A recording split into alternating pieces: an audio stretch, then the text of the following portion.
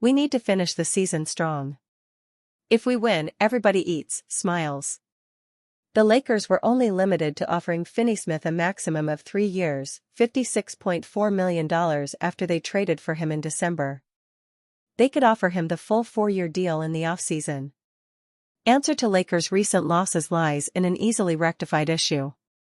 It's all about learning from past mistakes.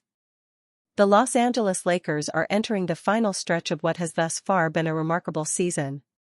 At 43-27, the Lakers are on pace to win 50 games, which would mark their highest win total since the championship campaign in 2019-20.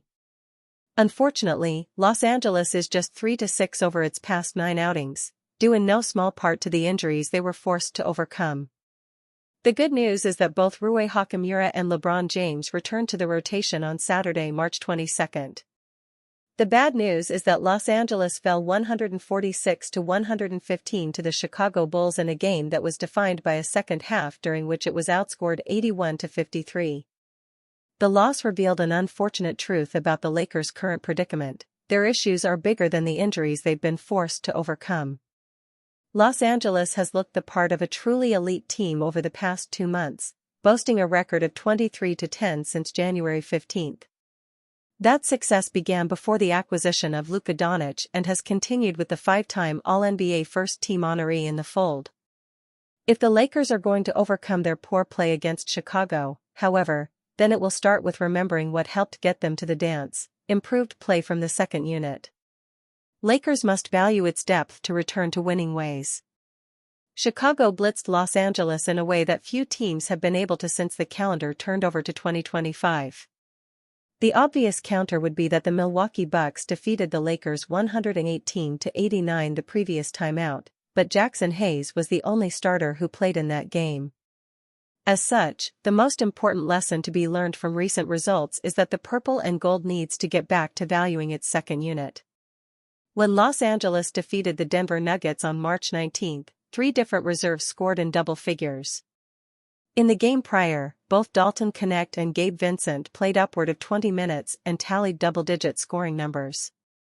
The absences of Hachimura and James played a part in their elevated roles and shot attempts, but the Lakers can't afford to move away from a strategy that works for them. Against the Bulls, that's exactly what happened. Hachimura was the only reserve who attempted more than 4 shot attempts, and he's soon to return to the starting lineup once he gets back into game shape after an extended injury absence. It was a disastrous game on every level, but one can't help but notice how the Lakers have been down this road before. Los Angeles ranks number 28 in the NBA in both bench points and second-unit field goal attempts per game. It makes sense on some level, as the reserves lean more toward the defensive, but players such as Knecht, Vincent, and Jared Vanderbilt have proven capable of scoring at respectable levels in recent weeks. If the Lakers want to get back to their world-beating ways, then enabling the second unit to receive consistent touches and shot attempts will be crucial. J.J. Redick finds silver lining to Lakers' recent struggles, and it's hard to argue. The Los Angeles Lakers are in the midst of a stretch that can be boiled down to one simple word: challenging. Rui Hachimura and LeBron James have been out with injuries, Luka Doncic is nursing an ankle sprain, and Los Angeles is now 3-5 over its past 8 games. For as concerning as that all may be, there's a rational explanation for how the red-hot Lakers suddenly began playing below .500 basketball, and it's bigger than injuries. Losing 2 starters and having Doncic on a bad leg certainly doesn't help. For that matter, it'd be an entirely fair explanation on its own. The added context, however, is what hammers the point home that Los Angeles can actually call this recent stretch a mild success. According to Jovan Buha of The Athletic, Lakers head coach J.J. Redick cited the fact that Los Angeles just played 6 games in 8 days, each of which was a part of a back-to-back. You have to look at it in the big picture and feel good that you go 3-3 in this stretch, Redick said. I don't think the game that exists today in the NBA and the modern NBA player is built to do this. I wouldn't be either if this was what I came up in and this was the game that I had to play every night. It's different than when I first started. Redick continued. You're not built to play 6 games in 8 nights. The game doesn't allow you to play 6 games in 8 nights. It's just impossible. What our guys just went through, it's difficult. No other team in the NBA has played 6 games in 8 days this season, and while it was due to the rescheduling of games that were postponed during the California wildfires, it was taxing nonetheless. J.J. Redick reminds critics of Lakers' atrocious recent schedule. Los Angeles entered the recent stretch of 6 games in 8 days on a 2-game losing streak, but it was also 8-0 before that. It's also worth noting that those 2 losses were during and directly after the games that James went down with a groin injury. Furthermore, the Lakers ripped off a 3-game winning streak in the middle of the grueling stretch of back-to-backs.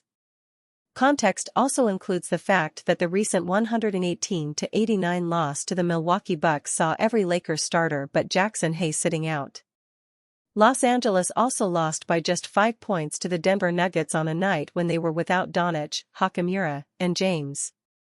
Context provided, the Lakers have every reason to be happy with how they fought during a stretch that no other team has had to endure in 2024-25.